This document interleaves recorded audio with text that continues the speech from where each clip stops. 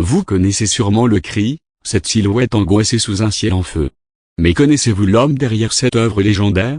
Dans cette vidéo, plongeons ensemble dans la vie d'Edvard Munch, peintre norvégien visionnaire, maître de l'angoisse, précurseur de l'expressionnisme, dont l'art continue de bouleverser le monde plus d'un siècle après sa création. 1. Une enfance marquée par la mort et la maladie. Edvard Munch naît le 12 décembre 1863 à Løten, en Norvège. Très jeune, il est confronté à la perte, sa mère meurt alors qu'il n'a que 5 ans, suivi de sa sœur aînée, Sophie, emportée par la tuberculose. Son père, militaire profondément religieux, élève ses enfants dans une atmosphère stricte, marquée par la peur du péché et la souffrance. Cette enfance douloureuse influencera toute son œuvre, la maladie, la mort, l'angoisse et la solitude deviendront les thèmes centraux de sa peinture. 2.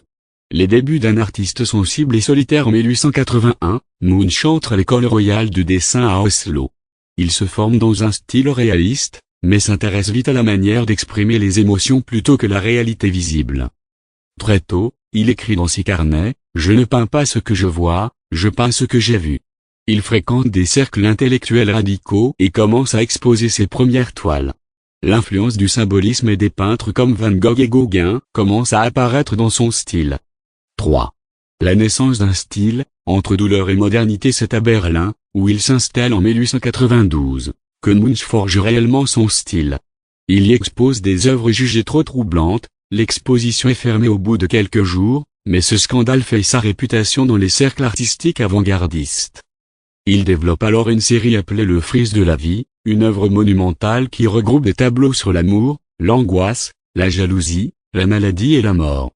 Parmi ses toiles, Madone, La danse de la vie, et bien sûr, Le cri, peint pour la première fois en 1893, devenu une icône mondiale de la détresse humaine.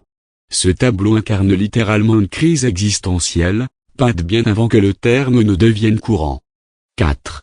Les tourments intérieurs. Entre génie et folie. La vie de Munch est marquée par de graves troubles psychiques. En 1908, après des années de solitude, d'angoisse et d'alcoolisme, il est interné dans une clinique au Danemark.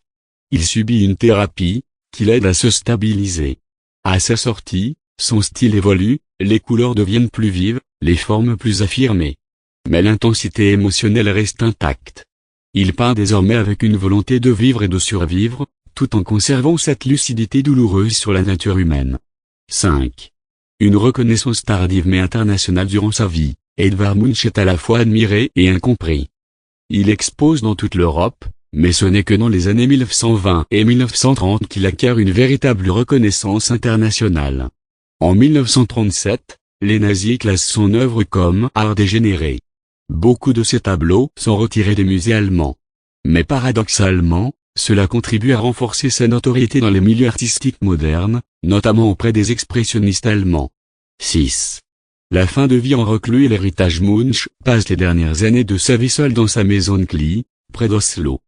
Il y vit entouré de ses œuvres, qu'il refuse de vendre, considérant qu'elles font partie de lui. Il meurt le 23 janvier 1944, à l'âge de 80 ans. Dans son testament, il lègue plus de 1000 peintures, 4000 dessins et 15 000 estampes à la ville d'Oslo.